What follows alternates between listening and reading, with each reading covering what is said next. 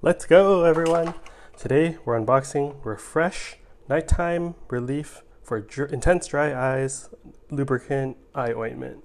So this is Refresh's brand. Let's try this one out, see how it compares to the other brands that I've unboxed on this channel. Drug facts.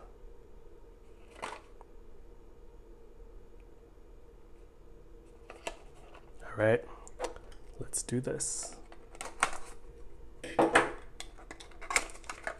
Hopefully they have a container that's...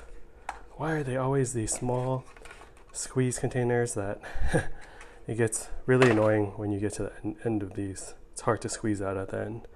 And super small, so I wish these were had more in them instead of being such a small package.